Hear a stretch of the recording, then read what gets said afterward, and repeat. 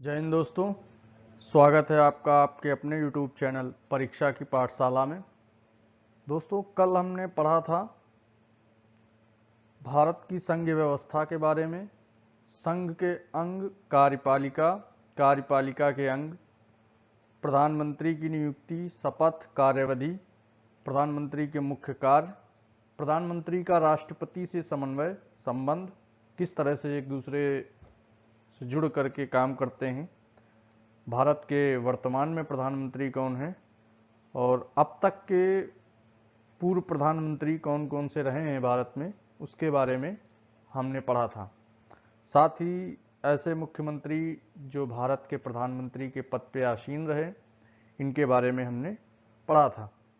इसी क्रम में आज हम आगे पढ़ेंगे उप प्रधानमंत्री के बारे में, भारत के अब तक के उप प्रधानमंत्री के बारे में, कैबिनेट मंत्री अर्थात मंत्रिमंडल के बारे में, किचन कैबिनेट के बारे में, राज्य मंत्री, स्वतंत्र प्रभार, राज्य मंत्री, मंत्रिपरिषद का गठन कैसे होता है, किस अनुच्छेद में होता है, मंत्रिपरिषद के कौन कौन से कार्य होते हैं, मंत्रिपरिषद सामूहिक रूप से किसके प्रति उत्तरदायी होती है और व्यक्तिगत तौर पे किसके प्रति उत्तरदायी होती है, वह मंत्रिपरिषद का आकार क्या होता है, मंत्रिपरिषद में कितने सदस्य होते हैं, मंत्रिपरिषद में आने वाले सदस्यों के वेतन भत्ते के बारे में आज पढ़ेंगे। तो आइए शुरू करते हैं उप प्रधानमंत्री के बारे में।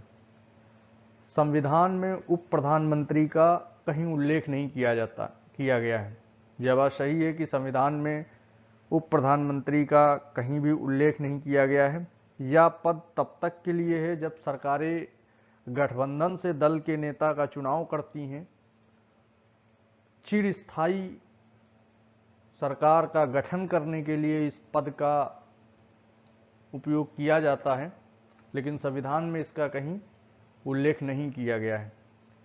मूल संविधान में सिर्फ मंत्रिपरिषद का वर्णन किया गया है, किंतु स्वतंत्रता के तुरंत बाद से ही इस पद का प्रयोग किया जाता रहा है।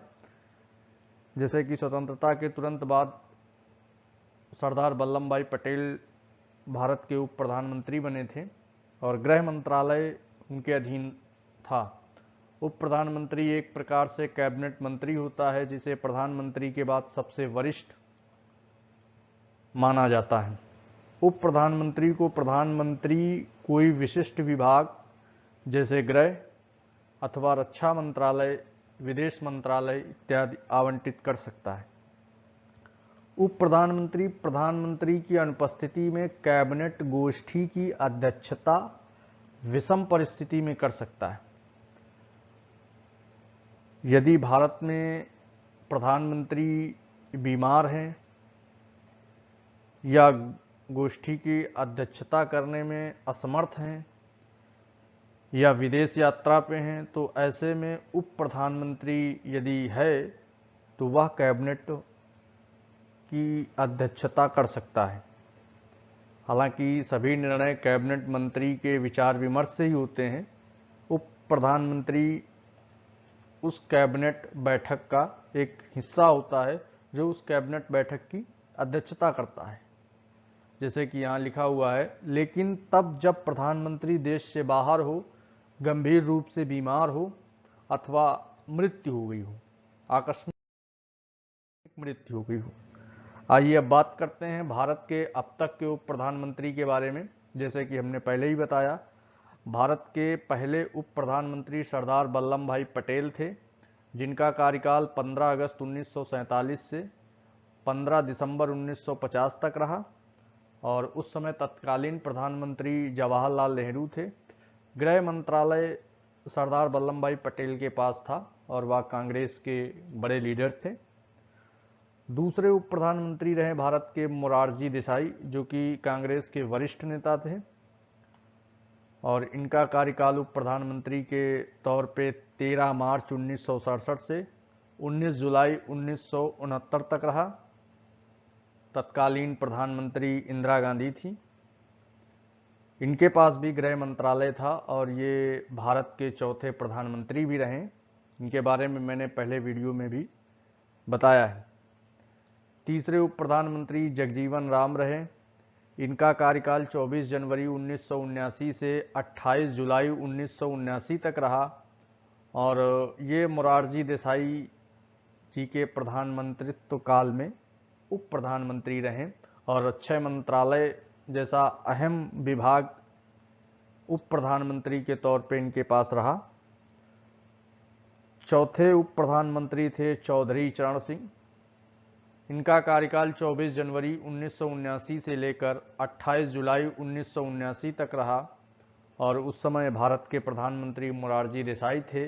वित्त मंत्रालय के मुखिया रहे उस समय, उप प्रधानमंत्री का पद संभाल रहे थे और भारत के 5वें प्रधानमंत्री भी रहे।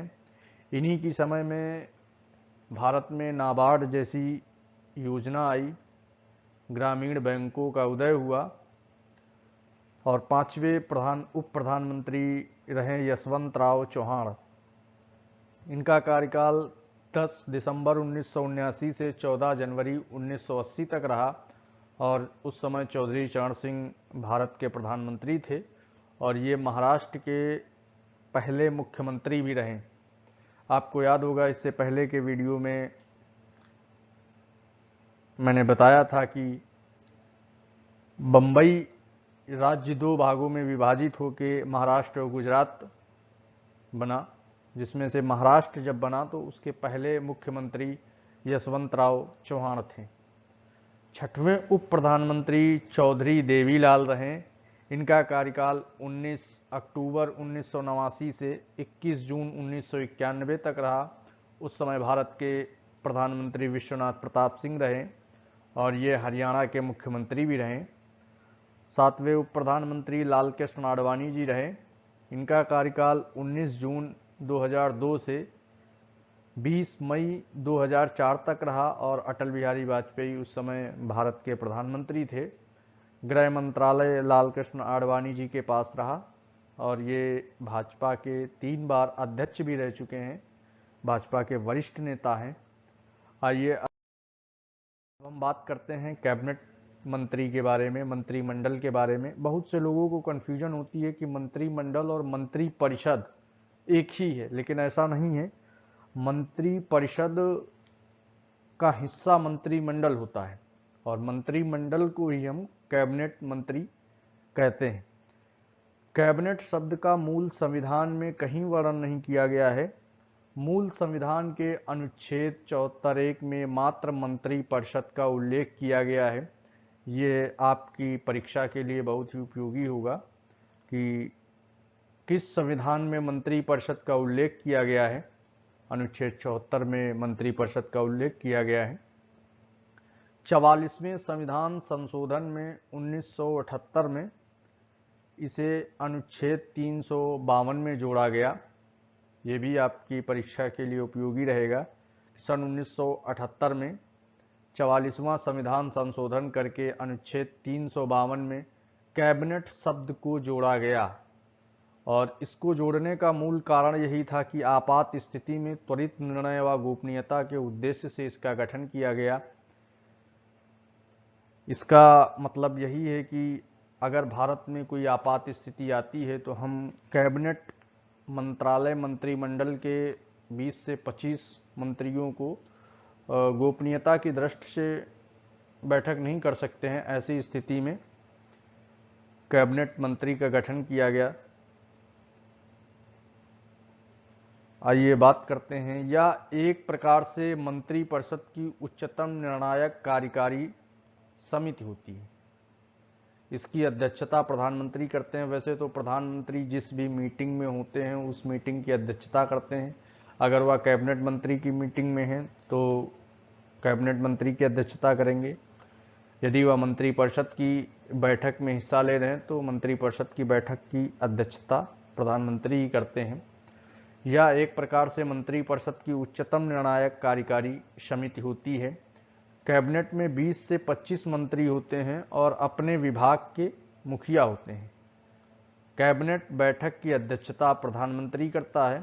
कैबिनेट मंत्री किसी भी मुद्दे पे अपना मत कैबिनेट गोष्ठी में प्रकट करते हैं। इसका मतलब यह है कि कैबिनेट मंत्री अपने विभाग के अलावा भी देश से जुड़े किसी संवेदनशील मुद्दे पे या जनमानस के विकास से रिलेटेड किसी भी मुद्दे पे वह अपना मत प्रकट कर सकते हैं कैबिनेट गोष्ठी में, और कैबिनेट गोष्ठी उस पर विचार भी करती है। करते हैं किचन कैबिनेट की। किचन कैबिनेट कैबिनेट का ही एक हिस्सा होता है, एक छोटी सी इकाई होती है। जिस तरह से मंत्रिमंडल को, मंत्रिपरिषद को छोटा करके कैबिनेट मंत्रिमंडल में बांटा गया है, उसी प्रकार कैबिनेट मंत्रिमंडल की भी एक इकाई है किचन कैबिनेट। इसका संविधान में कहीं जिक्र नहीं किया गया है, या अपनी सरकारें अपनी सुविधा के हिसाब से इसका गठन करती हैं। इसका वर्णन संविधान में कहीं भी नहीं किया गया है। यह कैबिनेट मंत्रियों की एक बहुत छोटी सी इकाई है जो प्रधानमंत्री के साथ मिलकर अत्यंत महत्वपूर्ण मुद्दों पर विचार विमर्श करते हैं। इसमें प्रमुखता से गृह मंत्री, रक्षा मंत्री, वित्त मंत्री, विदेश मंत्री इत्यादि हो सकते हैं। यह कैबिनेट का भी हिस्सा होती है। यह कैबिनेट का भी हिस्सा है, मंत्रिपरिषद का भी हिस्सा किचन कैबिनेट होती है। इसमें से आपकी परीक्षा के लिए बहुत ही महत्वपूर्ण प्रश्न आ सकते हैं कि किचन कैबिनेट एक संविधानेतर इकाई है, इसका संविधान में कहीं जिक्र नहीं किया गया है। कैबिनेट मंत्रिमंडल की अपेक्षा अत्यंत गोपनीय होती है और कैबिनेट मंत्रिमंडल का ही एक हिस्सा होती है। अब बात करते हैं राज्य मंत्री स्वतंत्र प्रभार। राज्य मंत्री स्वतंत्र प्रभार, जिस विभाग के राज्य मंत्री स्वतंत्र प्रभार होते हैं वहाँ वे कैबिनेट मंत्री के समकक्ष होते हैं, और अपने विभाग के मामले में लगभग उन्हें वही शक्तियाँ प्राप्त होती हैं जो एक कैबिनेट मंत्री को प्राप्त होती हैं। एक प्रकार से उन्हें मुखिया भी कहा जा सकता है विभाग का। और जब कभी भी कैबिनेट मंत्रिमंडल की बैठक उनके विभाग से संबंधित होती है तो राज्य मंत्री उस बैठक में हिस्सा लेने का अधिकार भी रखता है, और अधिकार ही नहीं रखता बल्कि अपना उस विभाग में लिए गए निर्णय में अहम भूमिका भी अदा करता है। जैसे मान लीजिए गृह मंत्रालय से अटैच कोई राज्य मंत्री स्वतंत्र प्रभार है, तो गृह मंत्रालय से रिलेटेड कैबिनेट बैठक की मीटिंग में वह हिस्सा लेगा और अपने मत राय भी प्रकट करेगा। जो भी निर्णय को संशोधन करना होगा या निर्णय में कोई बदलाव करना होगा तो राज्य मंत्री उसमें अपना मत प्रकट कर सकता है। उसकी राय के अनुसार कैबिनेट मंत्री अपना फैसला लेते हैं। ये भी अपने विभाग के मुखिया इस बात के होते हैं, अपने विभाग से संबंधित कैबिनेट बैठक में हिस्सा लेने का अधिकार रखते हैं, अपने विभाग से संबंधित मुद्दों पर अपना मत प्रकट करते हैं। वर्तमान में भारत में 2 राज्य मंत्री स्वतंत्र प्रभार हैं। राज्य मंत्री कैबिनेट मंत्रियों के सलाहकार होते हैं। ये सहायक के रूप में कार्य करते हैं कैबिनेट मंत्रियों के। राज्य मंत्री अपने विभाग से संबंधित किसी मुद्दे पर कैबिनेट मंत्री के समक्ष अपना प्रस्ताव, राय रख सकते हैं। कैबिनेट मंत्री, राज्य मंत्री, स्वतंत्र प्रभार, राज्य मंत्री, प्रधानमंत्री, इनका सीधा सा अर्थ यह है कि सदन में प्रत्येक क्षेत्र से जनप्रतिनिधि चुन के आते हैं और उनके क्षेत्र में तमाम सारी समस्याएं होती हैं। वह जनप्रतिनिधि अपनी समस्या लेके संबंधित विभाग के राज्य मंत्री के पास भी जाते हैं, राज्य मंत्री स्वतंत्र प्रभार के पास भी जाते हैं और कैबिनेट मंत्री के पास भी जा सकते हैं। ये एक क्रम बना हुआ है, सीक्वेंस बना हुआ है। अब बात करते हैं मंत्रिपरिषद का गठन। अनुच्छेद 74(1) में मंत्रिपरिषद को परिभाषित किया गया है। अनुच्छेद 75(2) मंत्रिपरिषद राष्ट्रपति के प्रसाद पर्यंत होते हैं। इसका वास्तविक अर्थ यह है कि प्रधानमंत्री के प्रसाद पर्यंत होते हैं। प्रधानमंत्री सदन के किसी भी सदस्य को मंत्रिपरिषद का हिस्सा बनाने के लिए राष्ट्रपति से सिफारिश कर सकता है। इस प्रकार हम कह सकते हैं कि इसका वास्तविक अर्थ है कि प्रधानमंत्री के प्रसाद पर्यंत होते हैं। मंत्रिपरिषद का मुखिया प्रधानमंत्री होता है।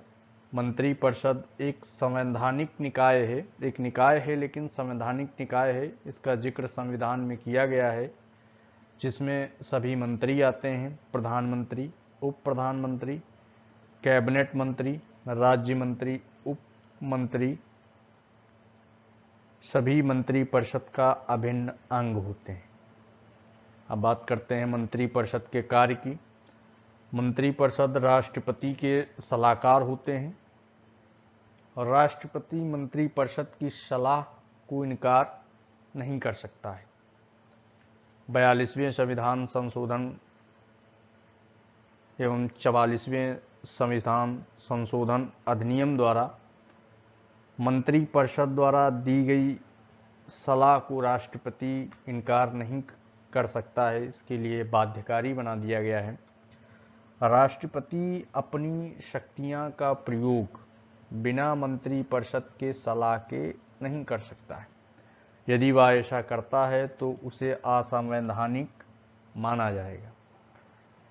मंत्रिपरिषद द्वारा सलाह की जांच किसी भी न्यायालय द्वारा नहीं दी जा सकती है कि क्या सलाह दी गई। इसका सीधा सा मतलब यह है कि मंत्रिपरिषद यदि राष्ट्रपति को किसी भी मुद्दे पे कोई सलाह देता है तो न्यायालय इस बात की जांच नहीं करा सकता है कि मंत्रिपरिषद ने राष्ट्रपति को क्या सलाह दी है, किस मुद्दे पे। और दूसरा बिंदु हमारा है कि मंत्रिपरिषद की सलाह को यदि राष्ट्रपति नहीं मानता है, राष्ट्रपति अपनी शक्तियों का प्रयोग यदि मंत्रिपरिषद के सलाह के अनुसार नहीं करता है, अपने विवेक से करता है, तो उसे एक असंवैधानिक कार्य माना जाएगा। मंत्रिपरिषद राष्ट्रपति के सलाहकार होते हैं, जिसका जिक्र 74 अनुच्छेद 74(1) में किया गया है। राष्ट्रपति मंत्रिपरिषद की सलाह को इनकार नहीं कर सकता है, जब मैंने पहले भी बताया है। राष्ट्रपति अपनी शक्तियों का प्रयोग बिना मंत्रिपरिषद की सलाह के नहीं कर सकता है। यदि वह ऐसा करता है तो उसे असंवैधानिक माना जाता है। मंत्रिपरिषद द्वारा सलाह की जांच किसी भी न्यायालय द्वारा नहीं की जा सकती है। मंत्रिपरिषद के किसी भी सदस्य को किसी भी सदन में भाग लेने का अधिकार होता है। मंत्रिपरिषद अर्थात कैबिनेट मंत्री, राज्य मंत्री स्वतंत्र प्रभार, प्रधानमंत्री, इन्हें यह अधिकार होता है कि यह राज्यसभा या लोकसभा किसी भी सदन में भाग ले सकते हैं। मंत्रिपरिषद का सामूहिक उत्तरदायित्व, मंत्रिपरिषद का व्यक्तिगत उत्तरदायित्व। मंत्रिपरिषद सामूहिक रूप से विधायिका के प्रति उत्तरदायी होती है। इसका सीधा सा अर्थ यह है कि मंत्रिपरिषद के किसी निर्णय कोई स्वयं चाहे सहमत हो, किंतु उसे फिर भी अपनी सहमति व्यक्त करनी पड़ेगी। इसका मतलब यह है कि यदि कैबिनेट मंत्री ने किसी मुद्दे पे कोई निर्णय लिया तो पूरी मंत्रिपरिषद को उस मुद्दे पे सहमति प्रकट करनी होगी सामूहिक रूप से। चाहे कोई व्यक्ति विशेष उस मंत्रिपरिषद का हिस्सा, कोई मंत्री उस निर्णय से भले ही सहमत ना हो, लेकिन फिर भी उसे अपनी सहमति देनी पड़े। इसे हम कह सकते हैं कि मंत्रिपरिषद का सामूहिक उत्तरदायित्व यही है। और लोकसभा के किसी भी प्रश्न का जवाब देने के लिए लोकसभा में जनप्रतिनिधि, सांसद मंत्रिपरिषद से किसी भी मुद्दे पे कोई भी सवाल कर सकते हैं, तो मंत्रिपरिषद, पूरी मंत्रिपरिषद सामूहिक रूप से उस सदन में जवाब देने के लिए उत्तरदायी होती है। अब हम बात करते हैं व्यक्तिगत उत्तरदायी की। जैसे कि हमने पहले भी बताया कि मंत्रिपरिषद पूर्ण रूप से राष्ट्रपति के प्रसाद पर्यंत होती है। तो व्यक्तिगत रूप से राष्ट्रपति के प्रति उत्तरदायी मंत्रिपरिषद होते हैं। मंत्रिपरिषद के एक एक मंत्री को राष्ट्रपति नियुक्त करता है, हालांकि नियुक्त वो प्रधानमंत्री की सलाह पे करता है, लेकिन संविधान में इसका वर्णन भी किया गया है कि व्यक्तिगत रूप से प्रधानमंत्री अगर किसी के प्रति उत्तरदायी होता है तो वह राष्ट्रपति है। राष्ट्रपति अगर उस मंत्री की कार्य से संतुष्ट नहीं है तो वह प्रधानमंत्री की सलाह पे उस मंत्री को मंत्रिपरिषद से हटा सकता है। इस प्रकार हम कह सकते हैं कि मंत्रिपरिषद व्यक्तिगत रूप से राष्ट्रपति के प्रति उत्तरदायी होती है। अब बात करते हैं मंत्रिपरिषद के आकार की। आकार का मतलब होता है कि मंत्रिपरिषद संख्या संविधान के 91 संविधान संशोधन अधिनियम 2003 के अनुसार अनुच्छेद 75(1) में कहा गया है कि प्रधानमंत्री सहित मंत्रियों की संख्या लोकसभा के कुल निर्वाचित सदस्यों के 15% से अधिक नहीं हो सकती है। और वर्तमान में केंद्रीय मंत्रिपरिषद में 28 कैबिनेट मंत्री हैं, 2 राज्य मंत्री स्वतंत्र प्रभार हैं, 45 राज्य मंत्री हैं, कुल 75% मंत्री हैं। वर्तमान में लोकसभा में कुल सदस्य 543 हैं, राज्यसभा में 239 हैं। यहाँ से हम देख सकते हैं कि 543 का अगर 15% हम निकालते हैं तो 75 उसके अंदर ही होगा, उसके ऊपर नहीं होगा। राज्यसभा में कुल 239 सदस्य हैं। यदि यह उपबंध नहीं किया गया होता तो शायद मंत्रियों की संख्या और बढ़ सकती थी। संविधान संशोधन अधिनियम 2003 के अनुसार अनुपालन करने में सरकारें 15% लोकसभा के सदस्यों के 15% से अधिक नहीं रखती। अब हम बात करते हैं मंत्रिपरिषद के सदस्यों के वेतन और भत्ते के बारे में। मंत्रिपरिषद के प्रत्येक सदस्य को एक सदन सदस्य को दिए जाने वाले वेतन भत्ते ही दिए जाते हैं। इसके अतिरिक्त उनको एज अ मंत्री, कैबिनेट मंत्री, राज्य मंत्री के तौर पे तमाम तरह की सुविधाएं दी जाती हैं। मुफ्त आवास, यात्रा, स्वास्थ्य सुविधा, जिसमें से मंत्रिपरिषद का वेतन, निर्वाचन भत्ता, कार्यालय भत्ता, सत्कार भत्ता। कार्यालय भत्ता में जैसे कैबिनेट मंत्री अपने साथ एक पर्सनल प्राइवेट सचिव रखते हैं तो उसका भुगतान कार्यालय भत्ता से किया जाता है।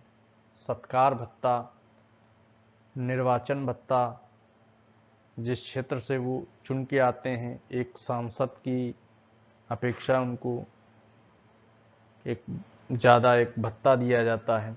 इस प्रकार इनके वेतन संशोधन होते रहते हैं। इस प्रकार मंत्रिपरिषद को एक संसद सदस्य से ज़्यादा वेतन मिलता है, लेकिन मूल वेतन एक संसद सदस्य के बराबर ही मिलता है। आज का वीडियो हमारा यहीं समाप्त होता है। अगले वीडियो में हम कवर करेंगे भारत की वर्तमान मंत्रिपरिषद के बारे में, जिसमें से कैबिनेट मंत्री भारत में कौन कौन से हैं, कौन कौन से विभाग उनके पास हैं, राज्य मंत्री स्वतंत्र प्रभार किस विभाग से संबद्ध हैं, राज्य मंत्री कितने हैं और किस विभाग से संबद्ध हैं। इसके बाद कार्यपालिका भाग 1, कार्यपालिका भाग 2 में जो कुछ भी हमने पढ़ा इसका मैं एक अलग से वीडियो बनाऊंगा और उसमें मैं इस वीडियो में दिए गए मुद्दों से प्रश्न उत्तर निकाल के लाऊंगा, जिसमें एक प्रकार से आपका टेस्ट भी हो जाएगा। तो आज का वीडियो हम यहीं समाप्त करते हैं। धन्यवाद। जय हिंद। नमस्कार।